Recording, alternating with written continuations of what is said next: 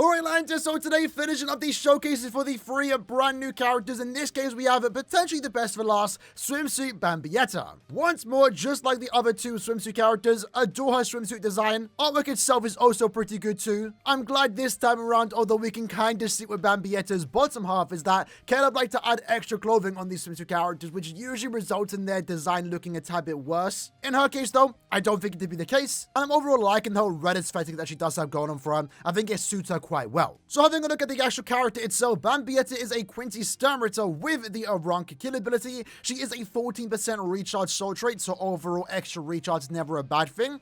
And she is more of a guild quest slash limit breaker hybrid character. We've seen many characters in the past that get guild quest specific skills, more so as SP characters, and even though you can use them outside of guild quests, realistically, you only want to use them in guild quests. And in the case of Bambietta, despite her having guild quest specific skills like Frenzy Free only in guild quests, and then more melee and killer effect only in guild quests, I think her overall gameplay and what she offers is generally good enough to be used outside of guild quests as an overall strong character, especially in this current limit breaker quest. So if we have a look at overall damage output, what actually makes her good? Well, she has a good damage output for starters, a good berserker value, Frenzy +2, which again gets increased to Frenzy +3 in guild quests. She has an increased status chance to inflict lacerate and also paralysis, in my opinion a very good combination. And then with that you also do get an 80% SP boost, so she's overall a general standard good character. Nothing super crazy to the likes that we've seen, a month ago, for example, with Ishin.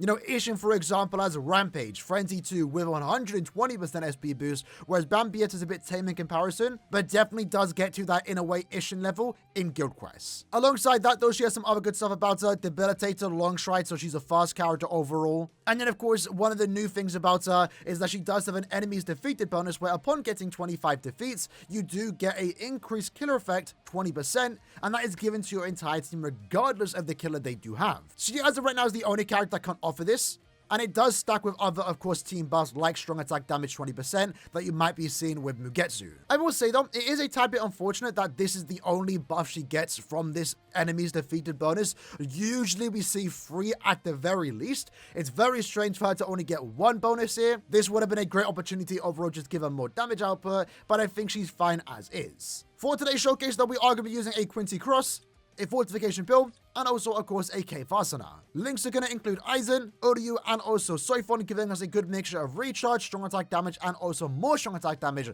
only when at full stamina. Bonus abilities should be quite simple with this character, given that she does have long stride, full stamina damage, and then damage to lacerated enemies. This skill in particular does allow to get 40% more damage, and since you have an increased chance to inflict lacerate, you might still go with that particular skill. It's going to be more noteworthy in content where the enemies have a lot of HP, like epic raids, but more specifically limit breaker and also guild quests. Unfortunately for today's video, we can't showcase it in guild quests, but we definitely will do that when the upcoming Nightmare Ronka guild quest rolls around. Alright then, so first up we are going to be taking Bambietta into Carp Ultra Inheritance Trials, where unfortunately in our case we do not have killer against the mobs. And that means this isn't going to be the best demonstration of her gameplay, more so because again we are lacking the increased chance here. And also in Inheritance Trials, ideally you do want to have killer effect here. And we have been seeing a lot of characters like this, even New Year's Ichigo. A very great character we can all agree with, but they aren't as best performing when they don't have killer. We still get characters like that from time to time, best example of course being the new Ishin. Ishin is a character that realistically doesn't care about killer, and that allows them to be good Inheritance Trials in any Inheritance Trials, not only when they have killer. In Bambietta's case, she's going to be night and day different whenever we are going against her Rankas. And in her case, lucky for her, I believe more often than not, Rankas are immune to paralysis, but at least she can inflict lacerate too. So there's never going to be a situation where she can't get to 80% SP boost. Now, gameplay-wise, I actually think she's quite solid. SA1 is going to be a group attack in front of her, groups them together, and then if there's anyone left alive, you can then use your SA2, which is going to be a beam forward, which is pretty much guaranteed to kill if it hasn't already done so. Her SA3 then is going to be a full screen attack, so let's go ahead and do that now. SA3. In this case, I believe the enemies are immune to paralysis, so we might actually only be inflicting lacerate, but the bosses went down super quick. Now, the SA2, I should preface that I've seen some people say it's bugged. I haven't noticed any bugged gameplay in the actual gameplay. You'll notice here that the SA2 has visuals behind her. I think it's just a visual bug. I think in terms of how it attacks, it still performs as usual. But again, if we use the SA2 here, you will notice that there is attacks behind her going off. Like, the beam doesn't start in front of her, it starts behind her. Let's use the SA1 now, then let's use the 3 back up, use the 2, and then get all the way out. Thanks to the long shot, we can do that. Shinji's already gone ahead and gone down. And I gotta be careful using my natural here. I don't want to, because I'm too used to Bambietta being a ranged character, I'll be honest. There we go, nice and easy. No need to grab the bots. I guess we'll notice when we use our sub bomb here if the enemies are immune to paralysis. I'm pretty sure, yeah, it's just lacerate. Let's go here, use our SA3 into the 1. Decent damage on the bosses, considering that we don't have killer. And remember, this is only 1-5. So only SP level 10. Think we did enough damage here. Let's use our sub bomb.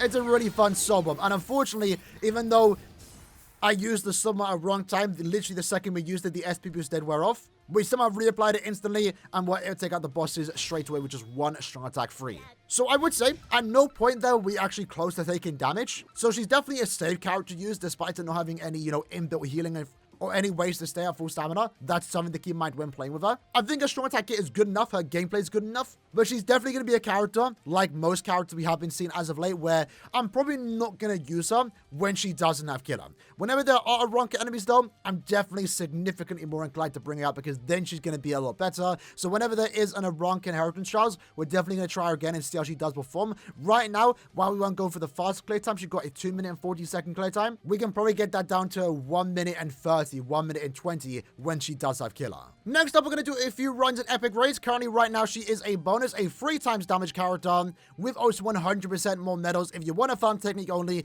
Bambietta is going to be the character for you. First and foremost, though, we are going to start off just by doing a solo run, and then we'll do a few runs in public lobbies to see how fast and different they actually are. But truth be told, and I've been saying this in the last 2 epic raids, we might be better off just doing solo runs, because other people in your lobby can ruin the runs. So we actually need to inflict a stat augment right away if we possibly can. Remember, one thing with her is that she does inflict lacerate, and that means we can't actually get a status proc when the boss isn't attacking, or when they are attacking more so. So in cases like this, we're gonna struggle to get the SP boost unless we use our sub bomb right away. So if we use our sub bomb now, we get the SP boost, right? And we do apply weakened defense. I believe I gave that as a bonus ability. Probably should have saved it for the next phase, but we'll see how it does go.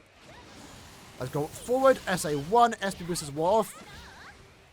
SA2, and then we were able to get around a 36-second clear time, in line with the other 2 characters, honestly. But I'm definitely going to try that again to see if we can get faster, because I don't think that was the best run. So I think the game plan here is hopefully I can get a stat augment like right away. If I can, that'd be great. But again, we can't really do it right now. If anything, I might want to save my summon for the second phase. So maybe now, for example, Soul Bomb. Weakened defense is applied. Let's use our SA3. 260k damage per hit. That's really, really good. And then now we still have the SP boost for a few more seconds. Let's just hope we don't take any damage.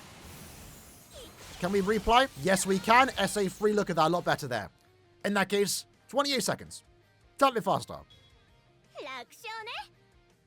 Again, she's also got quite the cute end pose, like the other 2 characters. Although I will say, little tangent, I want to know why they chose to give her, like, heart-shaped water balloons. They're supposed to be water balloons, but they look like they have a hard shell to it, so that must hurt when they actually get thrown on you. It's kind of giving me a vibe of her using the Bankai Steel Medallion. Maybe that's what they were going for? I'm really not too sure. For our next epic raid run, I did open up the lobby, and we do have 4 Bambiettas in total, so I'm going to start off the quest instantly using my Soul Bomb. Unfortunately, maybe used it a bit too early. Didn't actually get a status proc. And we unfortunately take a hit. I'm not sure if that was on me. Lucky for us, actually, we have an now in our lobby. Although it doesn't appear to be getting back up to full stamina. So we might have to do another run here. I kind of made a big mistake at the start. But I mean, the run's going quite well. Damage is good thus far. Look at that 15-second run. Honestly, it looks like we didn't even have to redo it. Looks like a run with Bambietta. Runs are going to be very, very, very fast. And again, also gets better whenever there is an Aaroniero epic raid, which does happen quite often. And in that case, for this run, we got a 14-second clear time. Not too bad. Next up, though, what we're going to do is take it into the current Limit Breaker quest, where right now, again, she is best in slot for slot number 1. For those that don't have Bambietta, myself included on my main account, it's a bit of a struggle. But to no one's surprise, she's going to be a really good character, even in future Limit Breaker quests, mainly due to that team buff. Again, it doesn't conflict with any other character. and it just means that your overall team can do more damage. But also at the same time, as we saw with Lisa, you know, a month ago when we took her into Limit Breaker, is paralysis and lacerate is a very good combination, especially when you have an increased chance to inflict said status summon. And at the same time, what we have been seeing is that every character designed for Limit Breaker every single end of month since 8th anniversary has not been given Poise Break. It's very weird and it's annoying. But in her case, given the increased chance to inflict paralysis more so, but also lacerate, we don't really have to worry about the poised enemies because the second they spawn in, the second we touch them, they're getting paralyzed. So in her case, again, the build is literally the exact same, no difference here, but we did change the weakened defense from our epic raid run to damage to lacerated enemies because, again, the enemies here will have a lot of HP and they will be lacerated. In this case, for Yama, he's going to be our second slot character. I don't have Mugetsu. Truthfully, I should have actually summoned on his banner. Instead of doing like an extra 15 steps on the swimsuit banner, I was better off spending those orbs in the Mugetsu banner. I stole my pull for him, but lucky for us, I do have a max strength set of Yama to a decent substitute in that case, getting all the damage buffs here. In his case, same exact accessories, same exact links. All my links here are level 10 SP, and in his case, he has full stamina and also long stride. And then Ichigo here is going to be our third character to more so give recharge in between stages for Bambietta, but also do damage himself. Same exact builds. Links are also pretty good here. In his case, he's 3-5 with long stride and also full stamina as bonus abilities. So one thing I do like using Bambietta in this particular Limit Breaker quest is that the maps themselves are quite linear. So you don't have to really worry about, you know, having to spam. I mean, then again, we can actually spam all the strong attacks we want. But the SA2 is actually really good for some of those stages for just being able to clear in one strong attack, right? Saves you the extra time. So what we can do now is use our SA1 there and then SA2 upwards. And as you can see, it does take them down. And like I said, I've seen people complain about how SA2 being bugged. Maybe it's a visual bug. In terms of usability, definitely does not feel like it. But I haven't done super amount of testing, but at least from the gameplay here, doesn't feel like it's bugged. SA2 upwards. Let's use our SA3. Already thus far, thus good. While we can grab that box down below to give us recharge, we probably don't need to because the SA3 here does inflict the lacerate. And lacerate does a lot of damage, right? You know, damage over time, honestly, is actually really good here. And as you can see there, with just 2 sets of strong attacks, those enemies are already gone down. Let's back up. Strong attacks are not ready. Hopefully we don't grab the box. Nice. Let's SA2. Unfortunately, the enemies themselves pushed us back. And then let's go here, SA3, back up. SA1 into the 2 and then grab the box. So our strong attacks can come back too. Yama's still putting in the work though, honestly. I mean, the weakening and burn is still also a crazy combo. I'm starting to really like, for Limit Breaker in particular, damage over time status limits. Because when the enemies have like millions of HP, like it adds up over time, right? Let's use our SA1 into the 2. 3 out of 5, Ichigo's still doing really good. So right now is our first rotation. SA2 upwards, still one-shotting. Expected that we are getting quite the big damage buff here. And again, I guess it's also worth mentioning too, is that now our team is also doing 25% more damage on their killer effect. But more so Yama in particular, because Quincy Ichigo does not have killer in this situation. Which is kind of a shame, because they clearly want us to use Quincy Ichigo. So it's a bit weird they didn't put human enemies or hollows. But I guess not that big of a deal. Enemies there are finally starting to take hits from Bambietta and survive. But if they do, they're just going to be paralyzed. So let's use our SA2, group everyone in there, then use our SA1 to finish them up. One enemy left alive, that's fine. Don't want to waste our strong attack free just yet. Thus far, that's good though. Let's SA2 upwards. Strangely enough though, I mean, it's not hard to dodge those burn pulls, but not a single run of mine on my main or ult account has Quincy Ichigo taken damage from the burn damage. Let's use our SA3 here. And hopefully, okay, this is, okay, luckily, I was going to say this is an example of where the increased chance kind of ruined our SP boost. But luckily, oh, no way we took damage. As if. Now the run's a bit ruined. But we'll go for it. I think I saw that 900k from the lacerate damage. That's kind of crazy. But the increased chance to fix status limits can be quite the hindrance. Mainly when you do too much damage and then you inflict all the enemies with a status limit and then your SP boost wears off. But luckily for us, we actually didn't have to worry about that. So let's use our summon now. Probably should have used it earlier. Yamamoto is still a really good Limit Breaker character. I mean, despite him only having Frenzy 1, which is still good with SP boost, his whole thing is that he just nukes. So like, even if his damage output on strong attacks isn't that good, his solo damage makes up for it, and you're able to clear that stage very, very fast. And I personally chose to nuke his stage because Bambietta's stage, we can probably clear as is. So right now, new rotation, 1 minute and 20 seconds left. Unfortunately for us in this case, our damage output is nerfed a tad bit since we took damage. But I think we're still going to get to a certain number of stages regardless. I think this team is hard stacked at stage 25. If I had Mugetsu, we could probably break into the 30s, but as of right now, probably not. I'll choose our SA2 there. Again, enemies are actually surviving, unfortunately, but I guess this is a good example. When the enemies do survive your attacks, it doesn't matter, because they're getting paralyzed, they're getting lacerated, we're doing more damage, and we don't have to worry about them doing damage to us. Let's group all these enemies up with the Vortex. Use our SA1 downwards. Some enemies stay alive, that's fine. We might as well use our SA2 again. SA1 here. Upwards with the 2. Quincy Ichigo still holding it down. Enemies are somewhat surviving here. But a few more NAD hits take him down.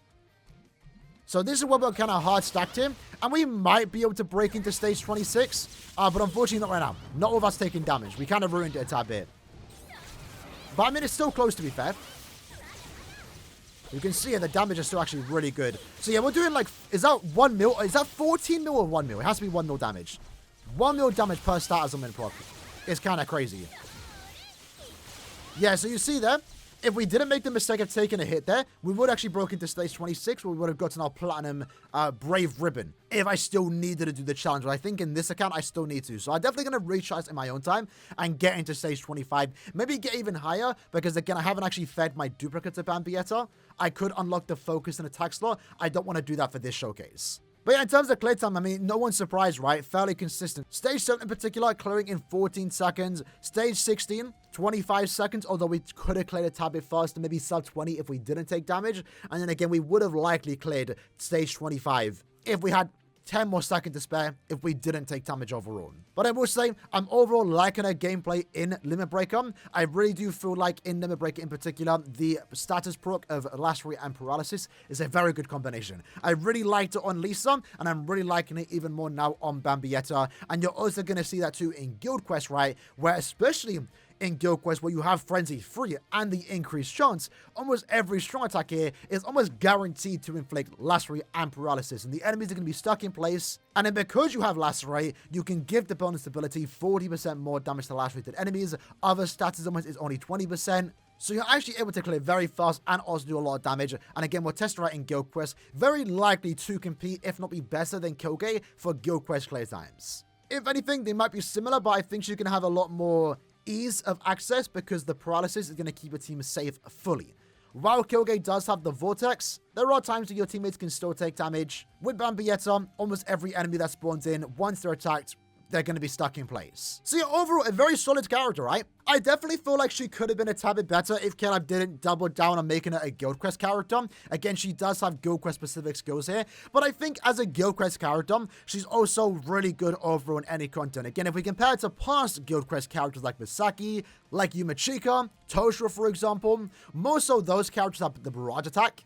And funny enough, the last Bambietta also has the Barrage Attack, and it just makes for a bit awkward gameplay when using them outside of Guild Quest. In Bambietta's case, she overall has a very solid strong attack here. She has a high damage output that gets further increased in Guild Quest. You can definitely use her outside of Guild Quest, but she's definitely a character that excels once she does have Killer, like other characters we have seen in the past, like Mugetsu, True Shikai Ichigo, for example. They're different characters when they have Killer and when they don't. Another character, Future Society Okura, is an example of that too. Technique is definitely needed better characters, and I think Bambietta is another great addition to the attribute. And one of the few characters in that attribute too that just has an overall very consistent damage output, at least when she has Killer. I still do believe, though, that the Technique and Power attribute, despite receiving this Bambietta and Mugetsu in the last week, right, still does need a new, broken, powerful character. More so Technique now, because Mugetsu is actually good enough. But I'm really hoping part 1 of the anniversary is a Technique and Power character that is overall just very, very strong, that isn't tied behind needing to have Killer and having to be in Guild Quest. If you're a Bambietta fan, you're lucky. I will say that, you're lucky, right? You've gotten 2 overall good characters. You're still going to get good characters in the future, right? Bambietta's Volstang is coming up maybe later this year, who actually knows? And you're more likely to see Bambietta in seasonal outfits compared to any other stun ritter in this game, let's be honest. So there's definitely more Bambiettas to come, and in this case, overall, very solid character. Let me know your opinion on this character in the comments below, and until next time, take care and peace.